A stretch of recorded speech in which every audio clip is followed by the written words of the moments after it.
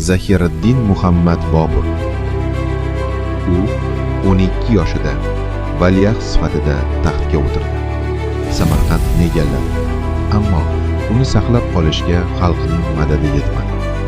To'xtovsiz ichki urushlardan toliqqan yurti unga ortiq suyanchiq bo'la olmadi. Bobur 300 navkari bilan Hisor tog'lari orqali Afg'onistonga yo'l oldi va Kobulni zabt etdi. 1526-yilda Panipat maydonida Dehli sultoni Ibrohim Lodiyning 100 ming askarini atigi 12 ming kishi bilan tormor qildi. Shu zafar bilan Hindistonda 3,5 asrlik hukmronlik poydevorini qo'ydi. Bobur qilich tutgan, ammo yuragida sher bo'lgan sarkarda edi.